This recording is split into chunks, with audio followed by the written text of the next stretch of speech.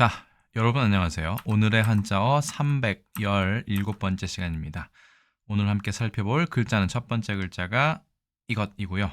두 번째 글자는 이것입니다. 어떻게 읽고 어떻게 해석하는지 일단 도금과 뜻부터 알아보도록 하겠습니다. 자, 이 글자 우리가 소굴이라고 읽습니다. 소굴이죠? 자, 뜻은요, 여러분들이 아시는 바와 같이 나쁜 무리가 활동의 본거지로 삼고 있는 곳, 주로 부정적인 뜻으로 사용되는 명사 중에 하나죠. 자, 그러면 첫 번째 글자 소자부터 먼저 간단하게 살펴보도록 하겠습니다. 첫 번째 글자인 소는요, 새집 소자입니다.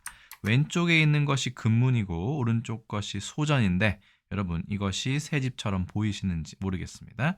일단 나무 위에 둥지가 있고 그 위에 새가 이렇게 머리, 짐승이니까 대가리라고 해야 될까요? 대가리를 이렇게 내밀고 있는 것을 볼 수 있죠.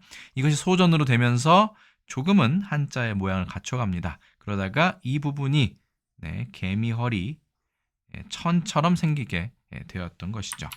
자, 허신의 설문의자를 보면 이렇게 되어 있습니다. 새가 나무 위에 있는 것을 소라고 얘기하고 구멍을 뚫고 새가 있는 곳은 과라고 얘기한다.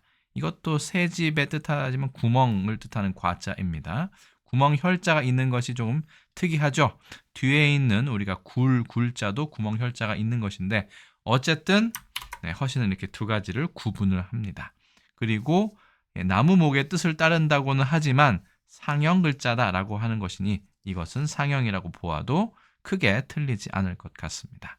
그리고 서계가 이야기하기로 이 소전체 중에 옆에 있는 이 절구 구자처럼 생긴 것은 그 새집의 모양을 나타낸 것이다. 그리고 개미허리, 천, 내천자와 비슷한 것이죠. 이렇게 생긴 것은 세 마리의 새다. 새가 많이 이렇게 있다는 것을 뜻하죠. 특히 위쪽에 있기 때문에 이것은 새 둥지, 나무의 위쪽에 있는 둥지를 이야기한다라는 것을 강조하는 것 같습니다. 좌사의 오도부에 대해서도 얘기를 하는데요. 대충 이런 내용입니다. 기어다니는 길짐승 같은 경우에는 굴을 파고 살고 또 기이한 이런 새들은 이 둥지에서 잠을 잔다. 이런 부분이 있는데 이 부분도 서계가 추가한 내용 중에 하나입니다. 자, 새집 소자에 대해서 보셨고 두 번째 글자인 굴자에 대해서 보실까요? 굴자를 찾으면 허신의 설문의자에 나와 있지 않고요. 대신 왼쪽에 구멍혈 대신에 왼쪽에 흑토가 붙은 팔굴자에 대한 설명이 먼저 나옵니다. 굴자에 대한 설명도 있지만 이것은 속자라고 이야기를 합니다. 자, 팔굴자는 갑자기 돌연할 때 이 돌자죠. 돌이다. 그럼 시경을 갑자기 얘기를 하면서 이게 이제 부유라고 하는 하루살이인데요. 부유가 구멍에서 나왔으니 상당히 예쁘다. 이런 표현이 있는데 여기에서 이 굴자가 나온다라고 이야기를 합니다. 그리고 당연히 흑토자의 뜻을 따르고 이 굴자 같은 경우는 약간 변형이 되지만 저희가 변형된 걸 모르겠습니다. 그냥 굴자인데 이것은 음을 담당한다. 곧 형성자로 본 것입니다. 그리고 서계가 여기에 이제 추가를 하죠. 시에서 전하는 굴열이라는 게 있는 것인데 이것은 굴에서 나와서 마음이 기쁘다 이런 뜻으로 본 것이 아니라 이건 나중에 그 단옥제가 줄을 달면서 그건 아니지 않을까라고 이야기를 합니다만 어쨌든 시경 중에 조풍에 있는 부유가 나오는 시입니다. 이 부유의 굴, 그렇죠? 이 둥지 같은 것을 이야기한다. 그것을 열어서 보여준다는 뜻이다라고 이야기를 합니다. 근데 이 부분에 대해서 나중에 지금은 설명은 안 드리지만 단옥제의 주에는 이 주장을 반박하는 내용이 들어 있습니다. 어쨌든 이 굴자는 이 돌자라고 했는데 돌자 자체도 아시겠지만 구멍에서 개가 개든 뭐든 상관없습니다. 짐승이 갑자기 이렇게 뛰어나오는 것을 얘기하기 때문에 이 돌자나 이 굴자나 팔굴자나 다 어떤 짐승의 굴을 나타낸다라고 보시면 되겠죠.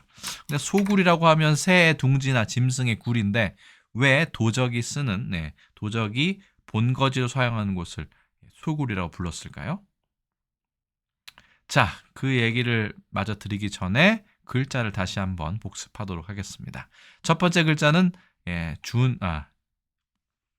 2급 배정 한자인 새집 소자입니다. 한번 써볼까요? 하나, 둘, 셋. 이것이 부수로 되어 있습니다. 넷, 다섯, 여섯, 일곱, 여덟, 아홉, 열, 열하나. 11획인데 이게 상형자라면 이게 제부수가 되어야 되는데 어쨌든 이 세 마리의 새를 뜻한다고 하는 이 개미 허리 천, 네 천자가 부수로 되어 있습니다. 두 번째 글자는 아까 말씀드린 것처럼 굴자입니다. 이것은 2급 배정 한자네요. 볼까요? 자, 하나, 둘, 셋, 넷, 다섯, 여섯, 일곱, 여덟, 아홉, 열, 열하나, 열둘, 열셋, 13획이 됩니다. 그렇죠. 이 구멍 안에 들어가려면 몸을 한껏 움츠리고 들어가야 되죠. 구필 굴자입니다. 그렇게 해석하시면 되는데 이 글자는 허시는 소리를 나타낸다라고 했으니까 형성자로 보는 것도 나쁘지 않을 것 같습니다. 소굴, 새집, 짐승의 집. 그럼 이것을 국어사전에서 한번 찾아보았습니다. 그러니까 나쁜 짓을 하고 있는 도둑이나 악한 따위의 무리가 활동의 본거지로 삼고 있는 곳, 비슷한 말로는 굴혈, 소혈, 와굴 등이 있습니다. 자, 예문을 볼까요? 도둑의 소굴을 빠져나오다. 반군의 소굴을 소탕하다. 적의 소굴에 들어가다. 우리는 아군의 사상자를 줄이기 위해서 적 게릴라들의 소굴을 1초라도 빨리 알아내야 했습니다. 등의 예문이 있었습니다. 그러니까 나쁜 사람들이 있는 곳이기 때문에 인간이 아닌 짐승이 머무는 곳으로 폄하하여 부르는 것이라고 보시면 될 것 같습니다. 자, 난소란 말도 제가 말씀드리고 싶었는데 이 글자를 표제어로 하려다가 제가 그냥 소굴을 표제어로 삼았습니다. 그렇죠? 란자죠. 난자가 있는 둥지. 왜냐하면 이것도 알이니까 둥지와 어울린다고 생각했던 모양이에요. 그래서 여성의 기관 중에 하나인 난소에도 이 소자가 들어간다라는 부분을 설명드립니다. 자, 소굴이란 말 중국에서는 자오쿠라고 해서 조금은 다르게 생겼지만 이 부분이 다르게 생겼지만 같은 글자를 쓰는 것을 알 수 있었고요.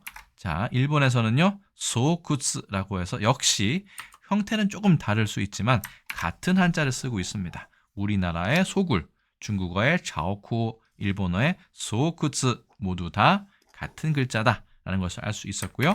영어로는 뭐 den이나 nest나 hideout 정도로 의역할 수 있겠습니다.